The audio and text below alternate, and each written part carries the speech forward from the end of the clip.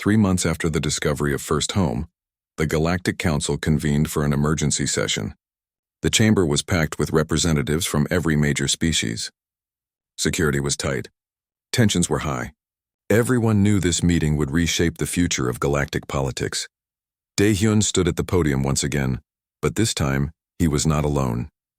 Taeyang had agreed to come, representing First Home and the hidden colonies. The old man stood calmly beside the human ambassador, his simple clothing a stark contrast to the elaborate garments worn by other delegates. We have confirmed the existence of 43 human colonies established by the ancient generation ships, Daehyun began. These colonies range in population from a few thousand to several million individuals. Most have chosen to remain isolated from galactic affairs. They live sustainably, without advanced technology, and they have no interest in joining the council or expanding their territories. Why are we only learning about this now? Demanded the Krix delegate. These colonies have existed for 50,000 years. Why the secrecy?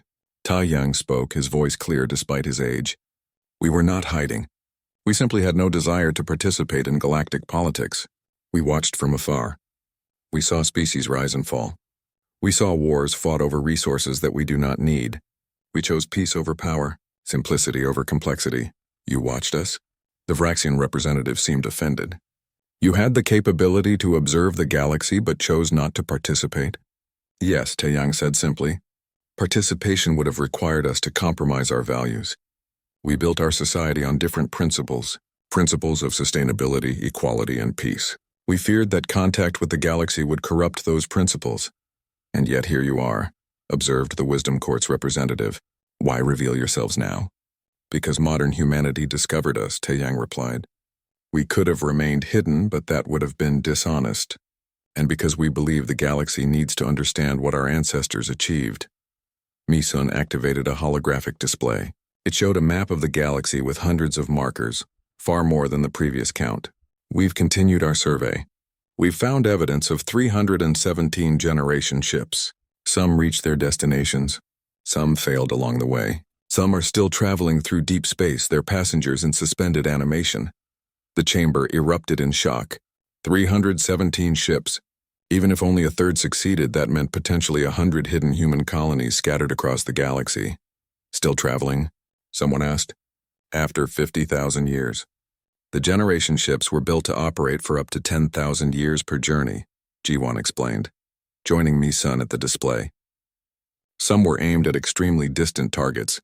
The calculations show that at least 20 ships won't reach their destinations for another 5 to 10,000 years. Their passengers don't know, Kyung-soo added. They're in cryosleep. When they wake up, they'll emerge into a galaxy they know nothing about. They'll be expecting to be alone, pioneering a new world. Instead, they'll find themselves in a crowded galaxy with space travel and advanced civilizations. This changes everything, said the Krix delegate quietly. We thought humanity was a young species with 3 centuries of space travel. Now we learn they've been spreading through the galaxy for 50,000 years. How do we even begin to address this? Daehyun took a deep breath. He had prepared for this moment. You address it with honesty. Yes, our ancestors launched hundreds of generation ships. Yes, many of those ships established colonies that still exist. But we are not those colonies. Modern humanity developed independently from them. We share common ancestors, but we are different cultures, different civilizations. Are you claiming no connection to these colonies? The Vraxian representative's tone was suspicious. I'm claiming that connection is not control, Daehyun replied. First Home does not answer to Earth. Earth does not control First Home. We are separate societies with a shared history, nothing more. Will you expand to claim these colony worlds? Asked the harmonious collective delegate. No, Daehyun said firmly. Most of these colonies have made it clear they want no part in galactic affairs. We will respect that choice. Any colony that wishes to join modern humanity or the Galactic Council can do so freely. Those that prefer isolation will be left alone. Pretty words, the Krix delegate said. But how can we trust you? Your species has been deceiving us about your true nature since first contact. We deceived no one. Daehyun's voice sharpened. We told you what we knew. Our recorded history begins 10,000 years ago. Everything before that was lost to time. We had no knowledge of the generation ships until we discovered them ourselves. If you choose to see honesty as deception, That says more about you than about us." The tension in the chamber was thick. Delegates shifted uncomfortably. Some looked angry. Others looked thoughtful. A few looked afraid. Taeyang raised his hand requesting permission to speak. "May I offer perspective from someone who has watched the galaxy for centuries?" The chamber quieted. Everyone wanted to hear from this representative of the ancient colonies. "You are afraid of humanity," Taeyang said bluntly. "You see a species that achieved the impossible with primitive technology, and you wonder what they might achieve with advanced technology. You see humans spreading across the galaxy and you fear being displaced or conquered." Several delegates nodded, admitting the truth of his words. "But you misunderstand humans," Taeyang continued. "We do not expand because we seek domination. We expand because we seek survival. Our ancestors launched those generation ships not from a position of strength but from desperation. They feared extinction. They feared that one planet, one civilization, one culture might not survive. So they spread. They diversified. They ensured that even if Earth died, humanity would continue. And that drive remains in modern humans," he went on. "They prepare for disaster because history taught them that disaster is inevitable. They build redundancies because they learned that single points of failure lead to extinction. They expand not to conquer, but to ensure that humanity survives whatever the universe throws at them." "You make them sound paranoid," observed the Wisdom Court's representative. "I make them sound realistic," Taeyang corrected. "How many species in this chamber can trace their lineage back 50,000 years? How many have survived extinction-level events? How many have spread their civilization across the galaxy using nothing but determination and basic engineering?" Silence greeted his questions. "Humanity survives," Taeyang said. "That is their greatest strength and their defining characteristic. They survive because they prepare. They survive because they adapt. They survive because they refuse to accept that something is impossible. Your advanced species waited for perfect conditions before reaching the stars. Humans reached for the stars with whatever they had." Misun stood again. "We have a proposal. The Generation Initiative. We want to preserve the legacy of the ancient generation ships. We propose building new ones using both ancient and modern designs. Not as weapons, not as tools of expansion, but as insurance for all species." "Insurance?" The Crix delegate seemed confused. "Against catastrophe," Misun explained. "If something happened to faster-than-light travel, if some disaster struck the known galaxy, generation ships could ensure survival. They're slow. They're inefficient by modern standards. But they work. They require no exotic technology. They can be maintained for thousands of years with basic tools.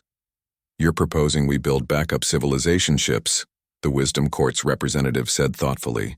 "Arcs for use in worst-case scenarios?" "Exactly," Dae-hyun confirmed. "Humanity learned 50,000 years ago that putting all your hope in one technology or one location is dangerous. We're offering to share that lesson with the entire galaxy." The council debated for hours. Some species were intrigued. Others remained suspicious. But slowly, gradually, consensus formed. A joint research committee would be established to study the generation ships. Colonies that wished to remain isolated would be protected and left alone. Those that wanted contact would be welcomed. And the Generation Initiative would move forward, with participation from any species that wanted to contribute. As the session ended, Taemin found himself in the observation gallery with Kyung-soo and Hana. They watched the delegates file out, seeing the mixture of emotions on alien faces. "They still fear us," Hana observed. "Let them," Kyung-soo said. "Fear means respect. They'll think twice before trying to limit human expansion or dictate terms to us." "Is that what we want?" Taemin asked. "To be feared? We want to be taken seriously," Kyung-soo replied. "For 3 centuries we've been the newcomers, the young species that needed guidance. Now they know the truth. We've been reaching for the stars longer than most of their civilizations have existed." Later, Taemin visited the preserved generation ship, now designated as a historical monument. Workers were carefully restoring sections of it, ensuring that future generations could see and understand what their ancestors had built. A young girl, perhaps 8 years old, stood with her father, staring up at the massive chemical rockets. "Did people really fly in this?" she asked. Her father nodded. The journey to First Home took 3 weeks through faster-than-light travel. Taemin spent most of that time reviewing the data from the generation ship, trying to imagine what the colonists had found when they finally arrived at their destination after 8,000 years of travel. Yunji, the captain of their research vessel, kept the crew focused on practical matters. She was a careful woman, methodical and thorough, which made her perfect for this mission. They were venturing into a region of space that hadn't been explored by the modern galactic community. If the ancient colonists had survived, who knew what they might encounter? Approaching the nebula now, Yunji announced from the bridge. Sensors are limited in this region. The gas clouds interfere with most scanning equipment. Hana joined Taimin at the observation window. She had been studying the linguistic records non-stop since they left council space, learning the ancient human languages that might still be spoken on First Home. Do you think they survived? She asked quietly. The generation ship made it to orbit and was abandoned, Taimin said. That suggests someone left it successfully. Whether they survived long-term is another question. Young Jay, the xenobiologist, approached with a tablet full of data. I've been analyzing the planet's information from the ship's logs. It's not quite Earth standard. Different atmospheric composition, slightly higher gravity, different solar radiation. Even if humans could survive initially, evolutionary pressure would be significant over 50,000 years. You think they evolved? Hana asked. I think they would have to, young Jay replied. Natural selection works fast when the environment is challenging. They might not look entirely human anymore. The planet emerged from the nebula like a jewel. It was beautiful, covered in blues and greens with white clouds swirling across its surface. 2 small moons orbited close by, their gravitational influence creating unique tidal patterns visible even from space. Scanning for life signs, Yunji said, her fingers moving across controls. I'm detecting... Wait, that's strange. What is it? Taimin moved to the bridge quickly. I'm detecting structures. Cities. But they're not showing up on infrared or electromagnetic scans. No power signatures. No radio emissions. But visual scanning shows clear evidence of urban development.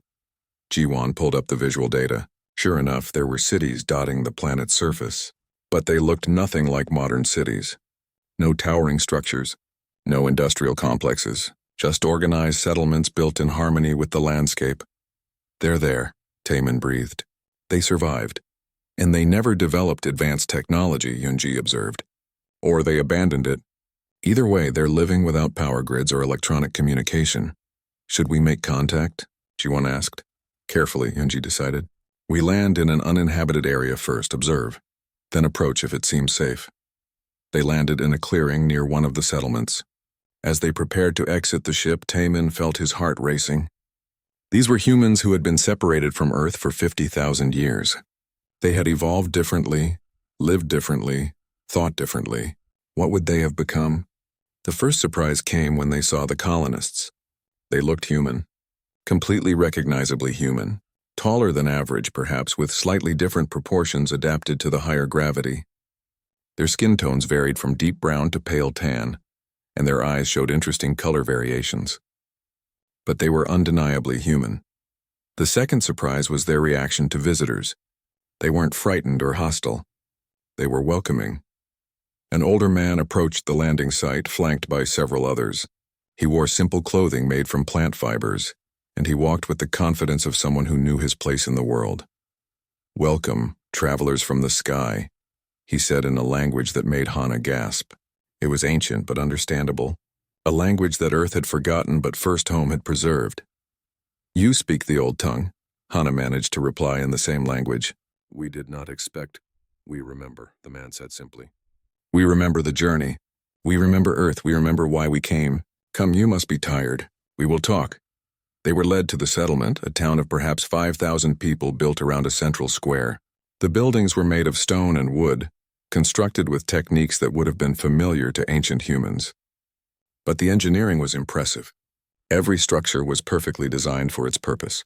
Water systems, waste management, food storage, all of it worked without electricity or mechanical power.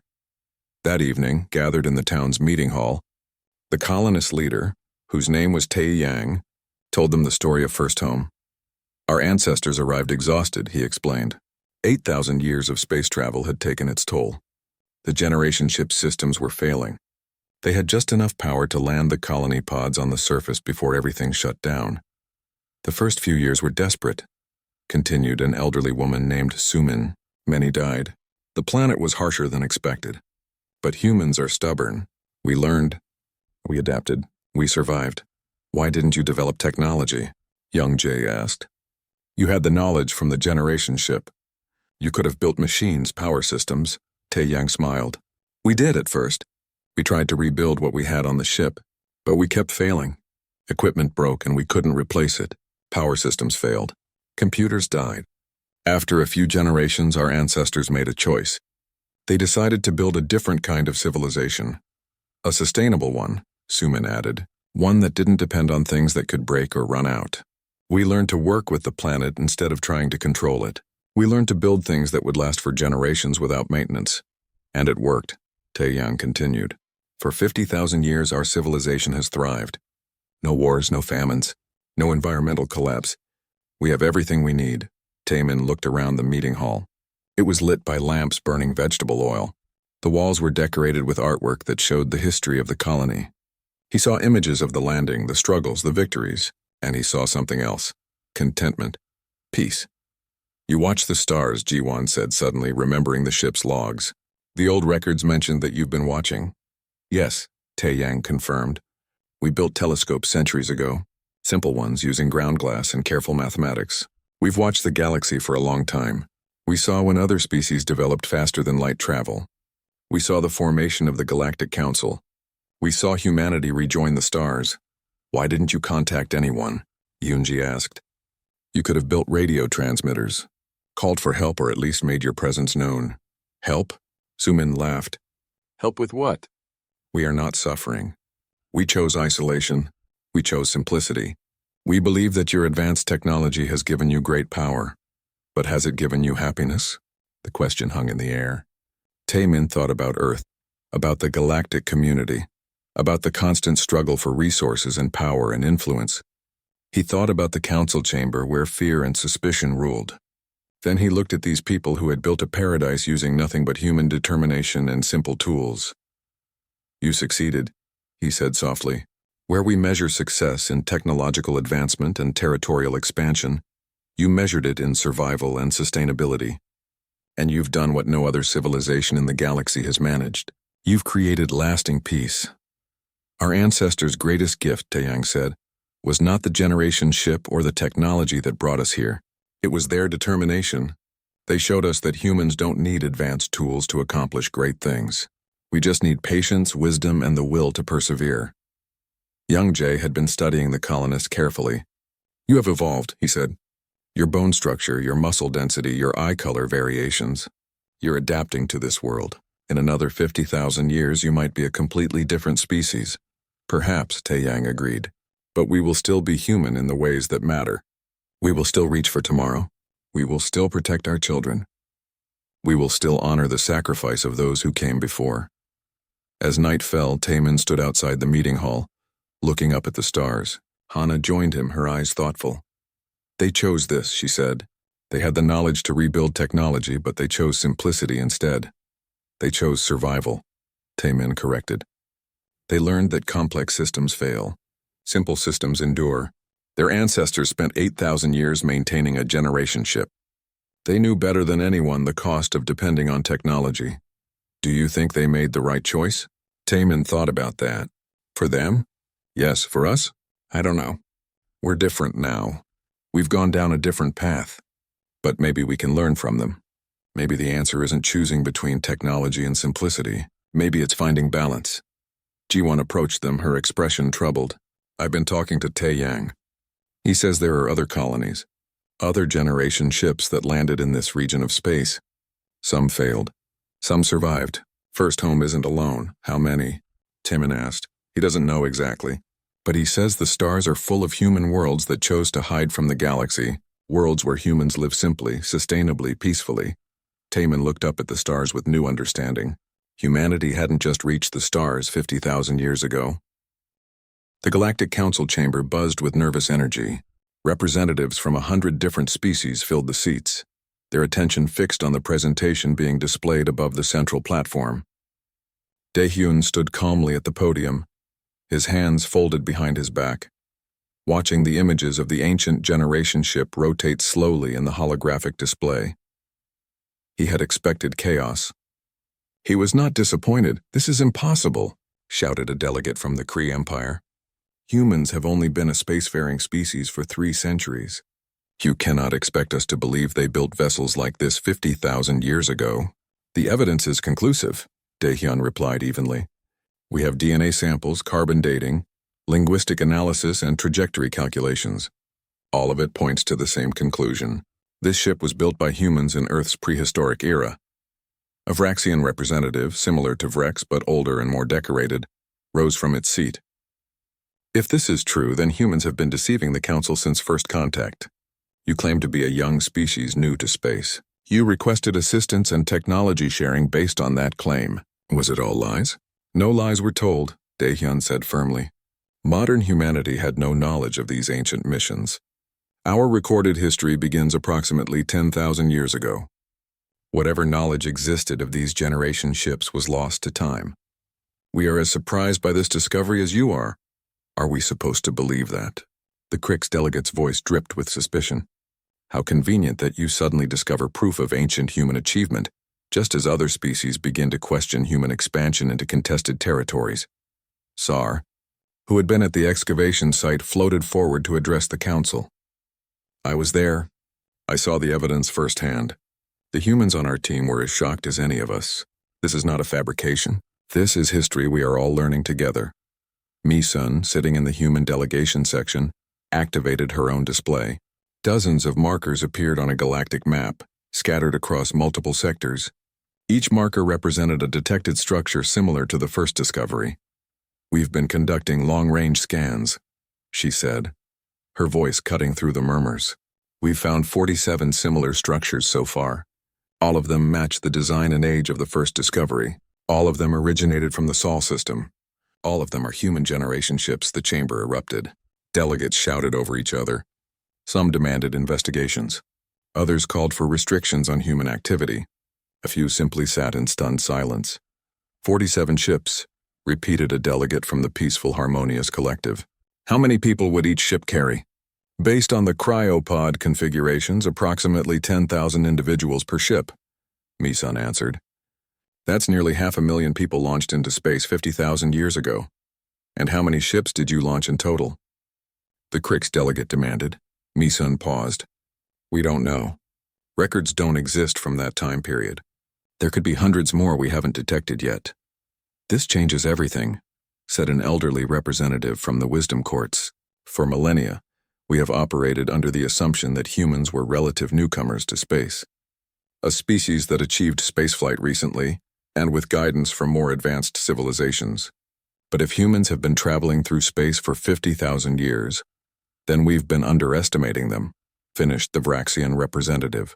"Dangerously underestimating them." Daehyun watched the fear spread through the chamber. He understood it. For most species, achieving spaceflight required reaching a certain technological threshold. They needed advanced materials, powerful computers, and sophisticated propulsion systems. They waited until conditions were perfect, but humans hadn't waited. They had looked at the stars with primitive tools and decided to go anyway. "I must ask the difficult question," said the Wisdom Court's representative.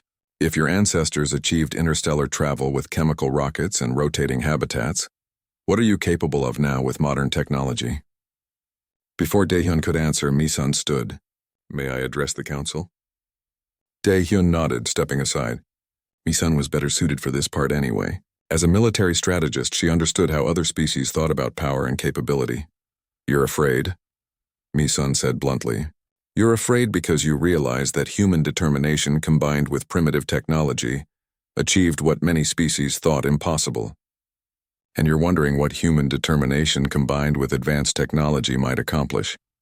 Several delegates shifted uncomfortably. She had hit the mark. "Let me be clear," Mi-sun continued.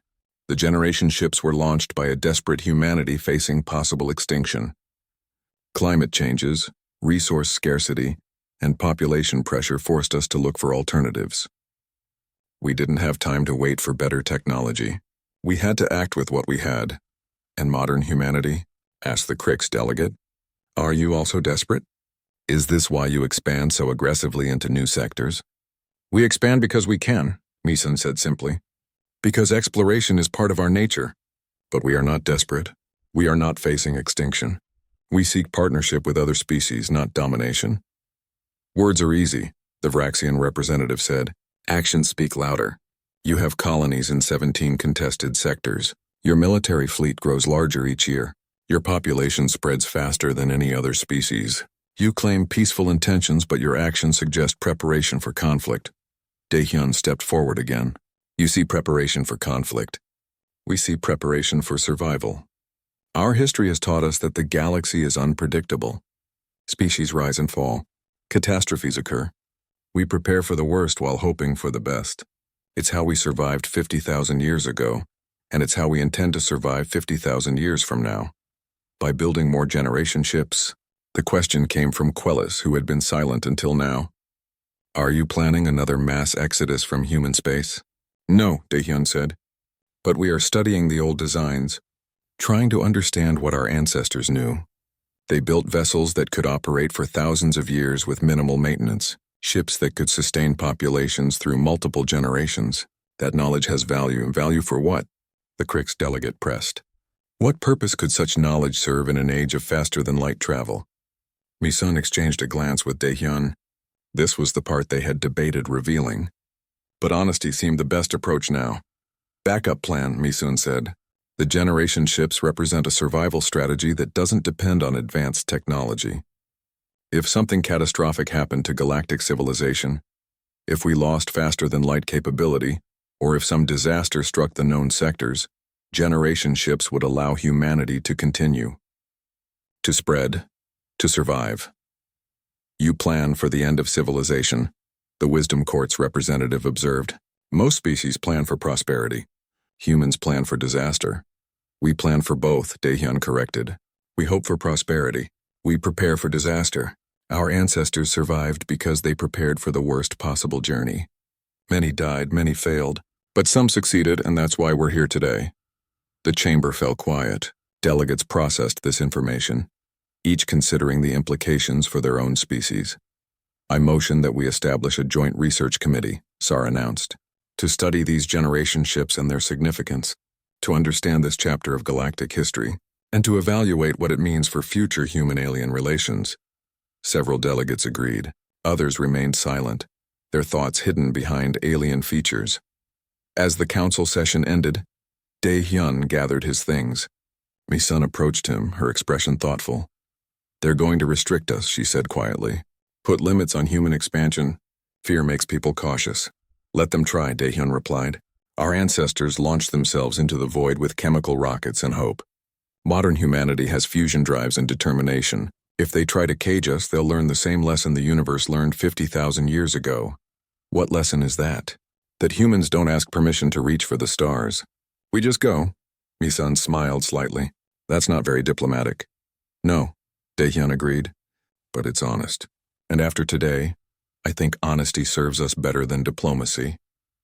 They walked out of the chamber together, leaving behind a council filled with species that would never see humanity the same way again. The primitive newcomers were neither primitive nor new. They were survivors, and survivors were the most dangerous species of all. The research team worked for 3 days inside the ancient structure, cataloging everything they found. With each passing hour, the evidence became harder to ignore. Taemin watched as Vrex's confidence slowly turned to confusion, then to something that looked almost like fear. Hana arrived on the second day, her small shuttle docking with the research vessel. She was a linguist, specializing in ancient human languages, and Taemin had requested her presence immediately after their first findings. She floated through the corridor beside him now, her eyes wide as she examined the markings on the walls. This is incredible, she whispered, running her gloved hand over a series of symbols carved into a door frame. This is Proto-Indo-European script, mixed with early Sino-Tibetan characters, languages that existed on Earth 50,000 years ago. Are you certain? Sar asked, its crystalline form reflecting the suit lights as it moved closer. Absolutely certain. Look here. Hana pointed to a sequence of marks. This is a counting system. 1, 2, 3, 4, 5. Basic numbers written in a style that predates any known human civilization. And here she moved to another section. This is a prayer, or maybe a hope. The translation is rough, but it says something like, "May our children see the new sun." Freck said nothing. He had been quiet since Hana began her analysis. Kyung-soo, the astrophysicist who had joined them that morning, was in the navigation room. Taemin found him there, surrounded by floating holograms of star charts and trajectory calculations. The man looked exhausted but excited. "I've traced the course," Kyung-soo said without looking up. "This ship launched from Earth's solar system exactly 50,312 years ago, give or take a few decades. The trajectory is perfect for a vessel traveling at sublight speeds using chemical propulsion and gravity assists." "How long would the journey have taken?" Taemin asked. "Based on the course and estimated speed, approximately 8,000 years. 8,000 years of travel to reach their destination." The number hung in the air like a weight. 8,000 years. Generations upon generations born and dying inside this metal shell, never seeing a planet, never breathing real air, all for the hope that their distant descendants might step onto a new world. Ji-won had been studying the engineering systems. She called everyone to the main engine room, where massive chemical rockets stood silent and cold. The engines were primitive by modern standards, but they were built with a precision that impressed even her. "Look at this design," she said, projecting a hologram of the engine schematics. "Every component is built to last. Redundant systems everywhere. They knew these engines would need to fire for thousands of years, and they designed them to survive. The fuel system used generation breeding in the tanks. The thrust vectoring could be manually adjusted if the computers failed. Every single part could be maintained or rebuilt using only the materials on board. Maintenance for 8,000 years, Quellis observed. The engineering challenge would be extraordinary. It would be impossible, Freck said quietly. No species could maintain focus for 8,000 years. Civilizations rise and fall in that time. The social structure would collapse. The mission would fail. And yet the ship reached its destination, Ji-won said, pulling up more data. The trajectory shows they arrived at a planet in a distant star system. They slowed down using the same chemical rockets they used to leave. They entered orbit. And then the ship was abandoned. Abandoned? Sar moved closer to examine the data. The colony pods are empty because people left the ship. They landed on the planet. The ship was left in orbit as a station, maybe a backup, but eventually it drifted. Something pushed it out of orbit, maybe a gravitational anomaly, and it's been traveling through space ever since. Taemin felt something click in his mind. They succeeded. Against all logic, against all probability, they actually succeeded. Hana was examining personal quarters now, documenting everything she found. In one room, she discovered a sealed container hidden beneath a floor panel. Inside were items that made her call everyone immediately. The container held objects that had been carefully preserved. Stone tools, polished smooth, pieces of pottery with painted designs, a small wooden carving, impossibly old but protected from decay by the vacuum, and most importantly, biological samples, hair, skin cells, blood. They brought pieces of earth with them, Hana said softly. Tools from their ancestors, art from before the journey. They wanted to remember where they came from. Kyung-soo scanned the biological samples. DNA is degraded but readable. Human, definitely human. Genetically consistent with populations that lived on Earth 50,000 years ago. Frex finally exploded. This is insane. You're telling me that primitive humans, barely out of caves, decided to build a generation ship and fly across the galaxy? With chemical rockets? With no AI? With manual systems? That's not just unlikely, it's absurd. And yet here we are, Taemin said calmly, standing inside the proof. There must be another explanation. Maybe they found this ship. Maybe it was built by another species and humans just used it. Ji-won shook her head. Every measurement is based on human proportions. The gravity is Earth standard. The atmosphere mixture in the life support tanks matches Earth's composition. The computers use base 10 mathematics because humans have 10 fingers. This ship was designed by humans for humans, using human thinking. Hana pulled up images of the carvings and artwork found throughout the ship. They documented their journey. Look at these wall paintings in the common areas. They show Earth, the launch, the journey through space, and the arrival at a new world. The artistic style is primitive, but the story is clear. They knew what they were doing. They chose to do it, but why? Sar asked. Why would a primitive species attempt something so dangerous with such inadequate technology? Taman thought about that question. He looked at the ancient walls around them, at the hand-welded seams and mechanical systems that had outlasted empires. He thought about people who had never known any world but this ship, who had maintained systems for generations, all for a goal they would never personally achieve. Because we could, he said finally. Because humans have never accepted that something was impossible just because it seemed impossible. We saw the stars and decided to reach them. We didn't have the right technology, so we used what we had. We didn't have enough time in one lifetime, so we planned for many lifetimes. We couldn't guarantee success, so we accepted the risk of failure.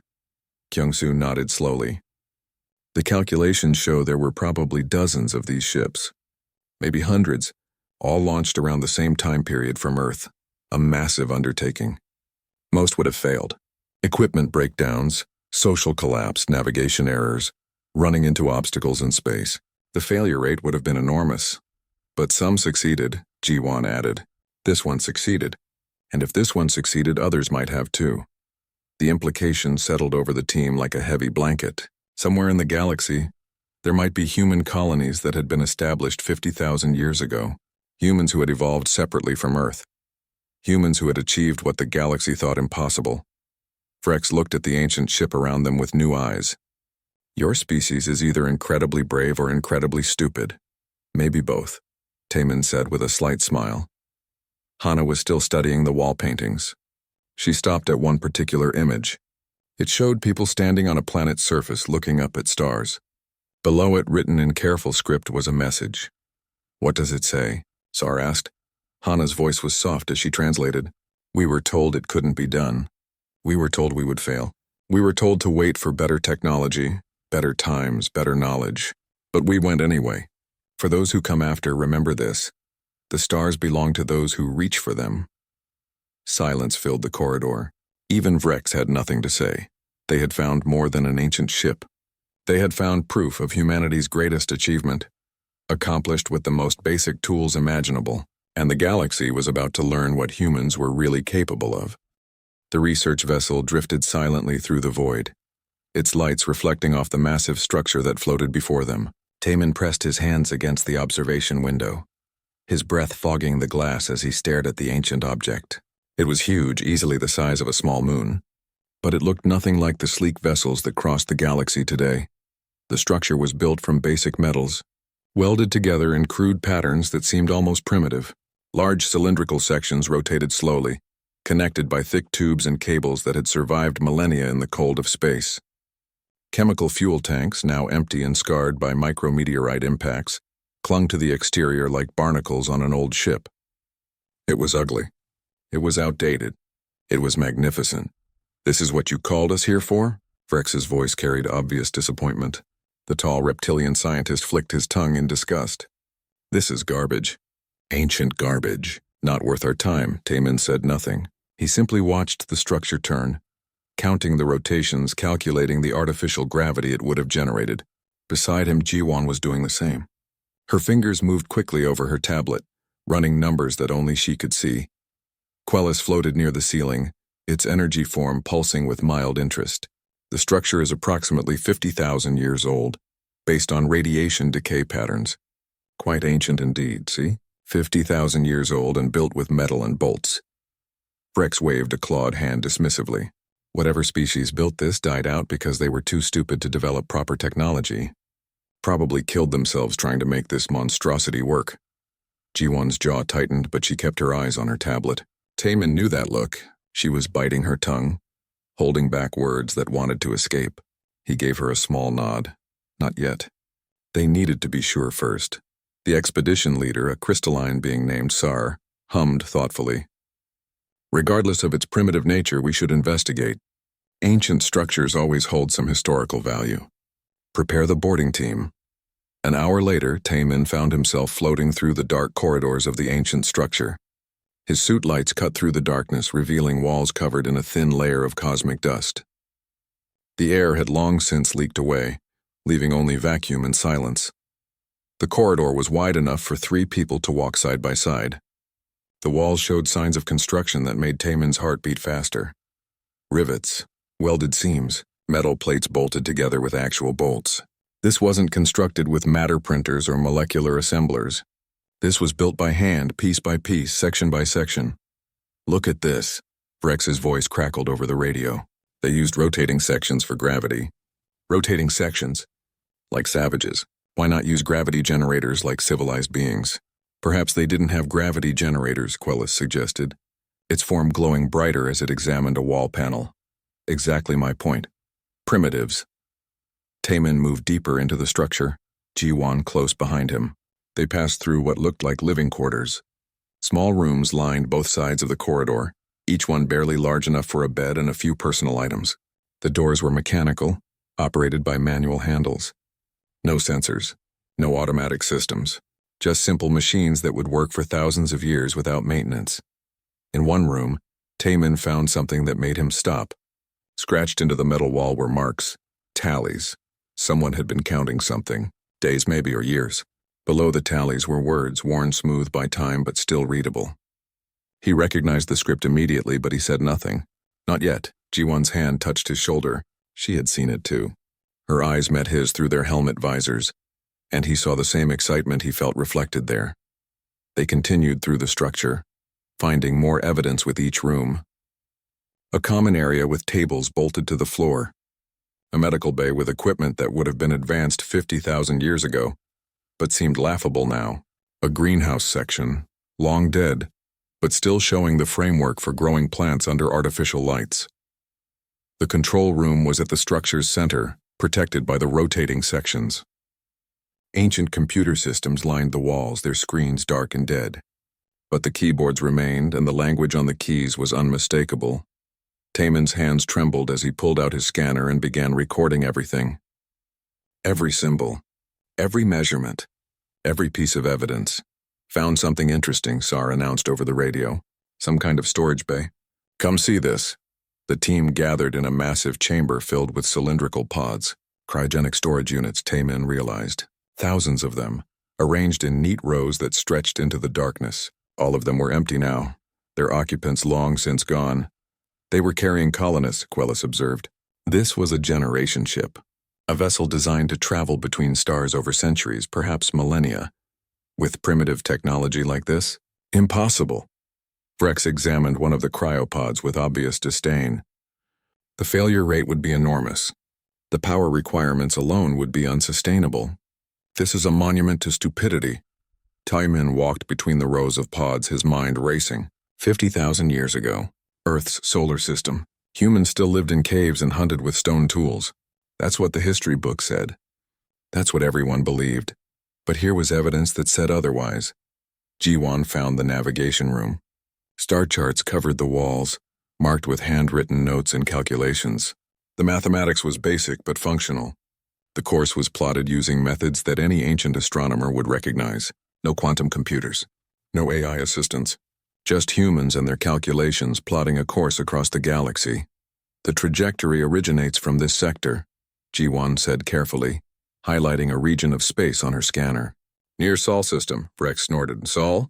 That's where the humans come from. Are you suggesting this wreck was built by humans? I'm not suggesting anything, Ji-won replied. I'm just reading the data. Ridiculous. Humans have only been spacefaring for a few centuries.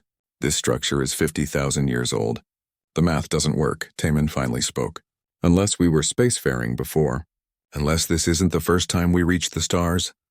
The silence that followed was heavy. Freck stared at Taemin as if he had gone mad. Sar's crystalline form pulsed with confusion. Even Quellis dimmed slightly, processing this new information. You're saying primitive humans 50,000 years ago built this? Rex gestured at the ancient ship around them. With no advanced technology. With metal and bolts and chemical rockets? I'm saying we should examine the evidence before we draw conclusions, Taemin said. But inside he knew the truth. He had seen the writing on the walls. He had recognized the mathematical notations. He had read the star charts. This ship was human, built by human hands in an age before recorded history, launched into the void with nothing but determination and basic engineering, and somehow, impossibly, it had survived. Ji-won stood beside him, her hand finding his in the darkness. They looked at each other, understanding passing between them without words. They had found proof of humanity's greatest secret, and the galaxy would never look at humans the same way again.